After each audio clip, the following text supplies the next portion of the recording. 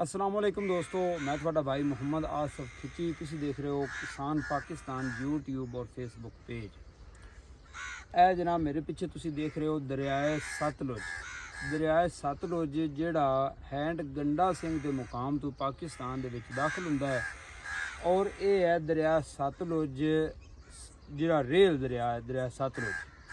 ये दरिया सतलुज का एक पासा है, यानी कि दरिया पिछू फुटदा है, दो हिस्सों में तकसीम होंदा है। एक हिस्सा इधू लंघदा है, एक हिस्सा इतों तकरीबन किलोमीटर दूरों लंघदा है। अगे हैड सुलेमान ते जाके वो पानी सारा इकट्ठा हो जाता है।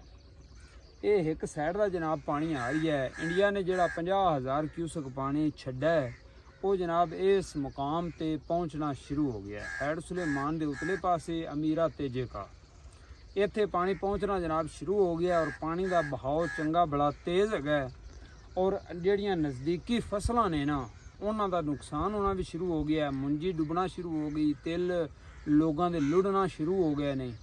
तो लेकिन मैं वेख रही हाँ मेरे पिछे तुसी देख सो कि कई लोग हैं जिहड़े हाले भी विच बैठे हुए हैं।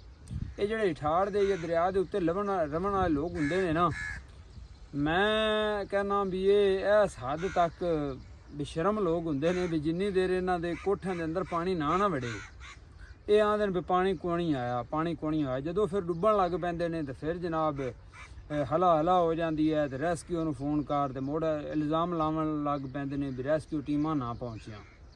बल्कि हुकूमत कदों का ऐलान करन लगी है, इत्थे भी आले दुआले ऐलान होए ने कि तुसीं आदियां फसलां कुंज लो, आदे माल डंगर इत्थों कढ जाओ।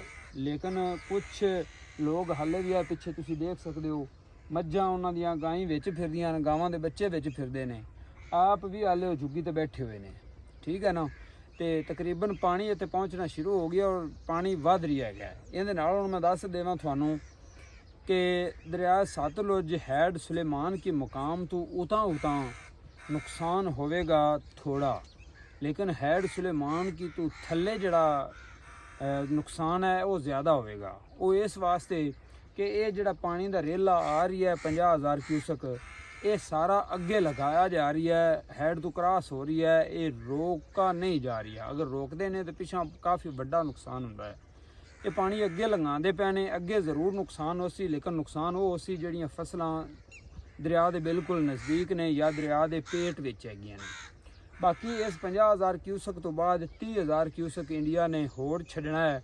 वो अज शाम नूं या हुण तक उन्हां छड्ड दिता होवे ते हो सकता उन्हें छड़ दिता हो तो 30,000 क्यूसक पिछू होर भी आना है। 30,000 जो क्यूसक पिछू होर आना है तो फिर हो सकता है इस उतले हिस्से में भी नुकसान होवे और थल्ले वाले हिस्से में भी नुकसान होवे। लेकिन बहुत ज़्यादा खतरा नहीं हैगा, बहुत ज़्यादा नुकसान के चांस नहीं हैगे। पिछले साल तरह इन्ना बड़ा सैलाब नहीं आना।